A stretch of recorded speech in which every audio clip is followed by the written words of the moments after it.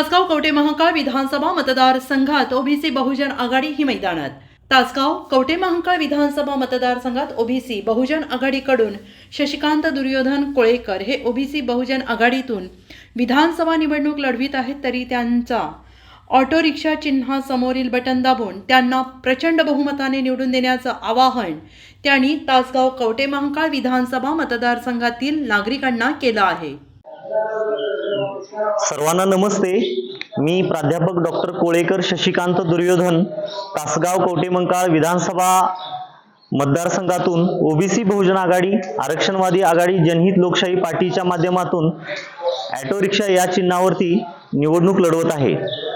तासगाव कवठे महांकाळ मधील सर्व मतदारांना, सर्व नागरिकांना मला एक सांगायचं आहे आणि आव्हान करायचं आहे की गेले 35 वर्ष आपण ज्यांना आमदार म्हणून निवडून देतोय, खासदार म्हणून 10 वर्ष निवडून देतोय, त्या आमदारांनी, त्या खासदारांनी आपल्या धनगर समाजाच्या आरक्षणाकडे, विशेषतः आता जे दोन्ही पक्ष एकमेकांच्या विरोधात आहेत ते म्हणजे राष्ट्रवादी काँग्रेस शरद पवार गट आणि राष्ट्रवादी काँग्रेस अजित पवार गट, तर मला सर्वांना सांगायचं आहे हे दोन्ही गट वेगवेगळे नसून एकाच नाण्याच्या दोन्ही बाजू आहेत, तर एकच आहेत।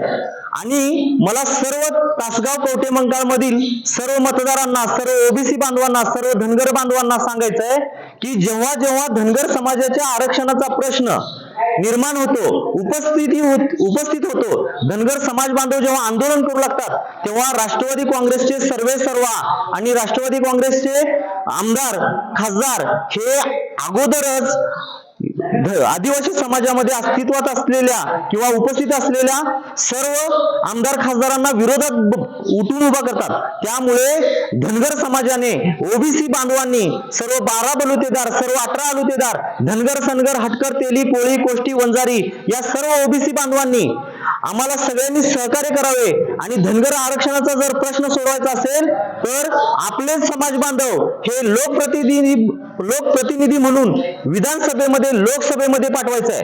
आपण ज्यांना गेले 10 वर्ष खासदार म्हणून निवडून दिलं, त्यांनी कधीतरी आपल्या धनगर समाजाच्या आरक्षणाचा प्रश्न लोकसभेत उपस्थित केला का हो?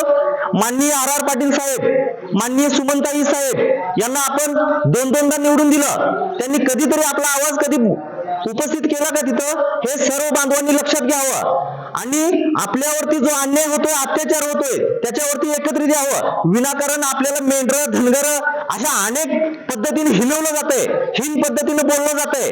आपलं हे जे बिरोबा देवस्थान आहे, आपले जे बिरोबा, खंडोबा, धुळोबा, मायाकदेवी देवस्थान आहेत, हे खूप मोठी महाराष्ट्रातील आणि पर्यायाने भारतातील, मध्य महाराष्ट्रातील मोठी देवस्थान आहेत आणि छोटे ठेवण्याचा प्रयत्न केलेला आहे। ज्यांना आपण 35 वर्ष निवडून दिलं, त्यांनी ह्या मंदिरांसाठी आणि ह्या 12 बलुतेदारांच्या, 18 अलुतेदारांच्या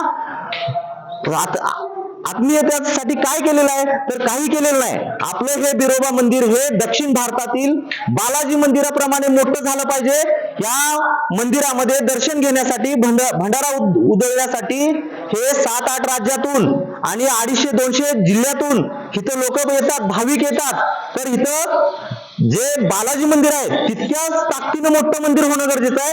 तर सर्व आरेवाडीतील कोळेकर बांधवांना आणि सर्व तासगाव कवठे महांकाळ मधील सर्व नागरिकांना, सर्व मतदारांना आवाहन करतोय मी की आपण सर्वांनी मला रिक्षा या चिन्हावरती बटन दाबून मला निवडून द्यावे। धनगर समाजाच्या आरक्षणाचा प्रश्न अरे आपण आपल्या बांधवाकडून सोडून घ्या। माननीय शरदचंद्रजी पवार साहेब यांनी करमाळ्यामध्ये एक वक्तव्य केलं होतं। काय केलं होतं? धनगर समाजाच्या आरक्षणाचा प्रश्न, धनगर समाजाचे 12 बलुतेदाराचे, 18 अलुतेदाराचे, सर्व जे ओबीसी इतर धनगर, सनगर, हटकर, तेली, कोळी, कोष्टी, वंजारी, लोहार, कुंभार, कासार यांचे जर प्रश्न सोडवायचे असेल, धनगरांचे प्रश्न सोडवायचे असतील तर त्यांनी त्यांचे आमदार निवडून द्या। त्यामुळे या घड्याळाला आणि या तुतारीला मतदान करू नका। मतदान करण्याऐवजी मला रिक्षा या चिन्हापुढे निवडून द्या।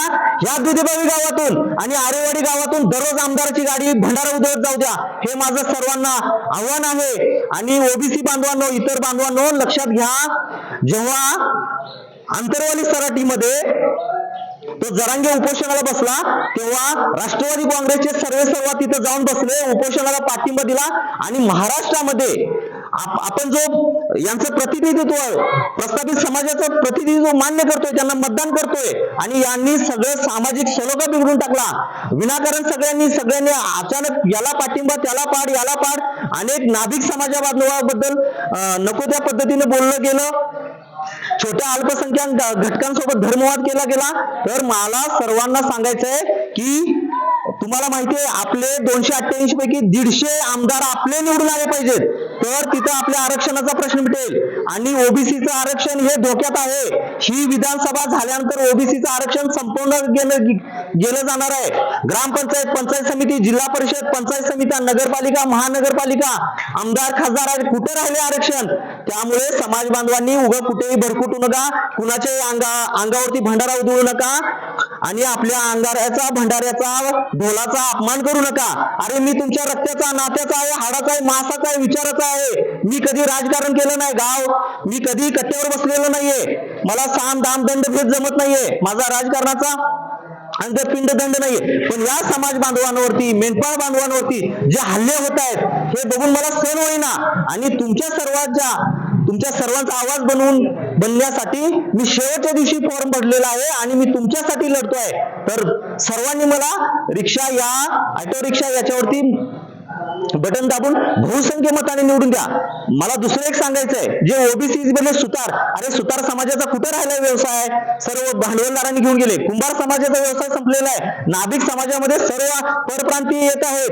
असे सर्वांचे जे व्यवसाय आहेत, उद्योग आहेत, हे लयाला गेलेले आहेत. आणि आपल्याला एकीकडून जे प्रतिनिधी पाठवले जातात त्यांच्याकडून आपल्याला काही मिळत नाहीये किंवा आपल्याला संरक्षण केलं जात नाहीये. आणि आपले व्यवसाय 12 बलुतेदार, कुंभाराचा व्यवसाय, सुताराचा, लोहाराचा व्यवसाय, फॅब्रिकेशन व्यवसाय, सगळे थोडक्यात मला काय सांगायचंय की सगळे आपले व्यवसाय लुप्त पाहत आहेत. आपल्याला लाचार, उपेक्षित, वंचित तर आहोतच आणि जास्त करण्याचं घटक आहे. तर मला सांगायचंय, तुम्ही जर तुमचे प्रतिनिधी विधानसभेत जर नाही पाठवले, लोकसभेत नाही पाठवले, तर आपण 1947 ला भारत स्वतंत्र झाला, पण 2047 ला या 12 बलुतेदारांना, 18 बलुतेदारांना आपल्याला परत एकदा गुलाम व्हावं लागेल. भारतरत्न, विश्वरत्न, महामानव डॉक्टर बाबासाहेब आंबेडकर यांनी जे संविधान दिलं आणि जे भारताचे लोक, भारताचे एक सार्वभौम समाजवादी धर्मनिरपेक्ष लोकशाही गणराज्य घडवण्याचा आणि त्याच्या सर्व नागरिकास सामाजिक, आर्थिक, राजनैतिक न्याय, विचार, अभिव्यक्ती, श्रद्धा व उपासनेचे स्वातंत्र्य जर टिकवायचे असेल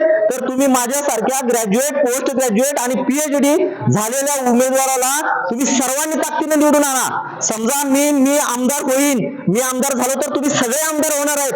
अरे मी तुमच्या मातीतला माणूस आहे. त्यामुळे तुम्ही अजित पवार गट, शरद पवार गट असे गट करून तुतारीला आणि घड्याळाला मतदान करण्याऐवजी तुम्ही मला मतदान करा. अरे ताकदीने आपण काम करू आणि आपली अस्मिता जागू.